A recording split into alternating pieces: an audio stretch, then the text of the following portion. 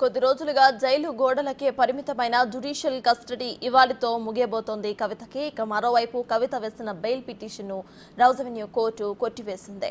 BRS పార్టీకి star campaigner గా ఉన్నందుకు ఒక మహిళగా పిల్లలను చూసుకోవాల్సిన బాధ్యత కూడా ఉందంటూ వివిధ కారణాలతో తనకు బెయిల్ మంజూరు చేయాలని కవిత కోర్టులో బెయిల్ పిటిషన్ను వేశారు. కవిత లిక్కర్ స్కామ్ లో కింగ్ పిన్ గా ఉండటం వల్ల కేసును ప్రభావితం చేస్తారని బెయిల్ మంజూరు చేయవద్దని ఈడీ కోర్టును కోరింది. ఈడీ వాదనను పరిగణనలోకి తీసుకున్న జడ్జి కవిత బెయిల్ పిటిషన్ను కొట్టేశారు.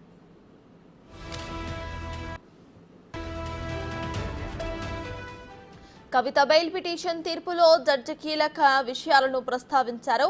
పి చిదంబరం, వైఎస్ జగన్ కేసుల్లోని అంశాలను పేర్కొన్నారు. బెయిల్ విషయంలో నేర స్వభావం, నేర తీవ్రత, నేరం రుజువైతే విధించే గరిష్ట శిక్షా కాలాన్ని దృష్టిలో ఉంచుకోవాలని అన్నారు. ఇక ఫిర్యాదుదారుడికి సాక్షులకు ముప్పు కలిగించే పరిస్థితి ఉండకూడదని అన్నారు. బెయిల్ ఇచ్చే విషయంలోనైనా తీసుకునే విషయంలోనైనా లోతుగా పరిశీలించాల్సిన అవసరం లేదని అన్నారు. వాటిని ప్రాథమిక అభిప్రాయం కోసమే పరిశీలించాలని అన్నారు.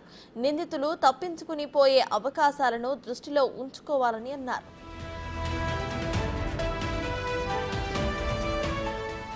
మరోవైపు జ్యుడిషియల్ కస్టడీలో ఉన్న కవితకు రౌజ్ అవెన్యూ కోర్టు స్వల్ప ఊరటనిచ్చింది.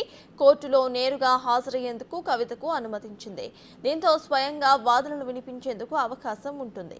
ఇవాళ మధ్యాహ్నం 2 గంటలకు కోర్టు ముందు హాజరుపరచబోతున్నారు జైలు అధికారులు.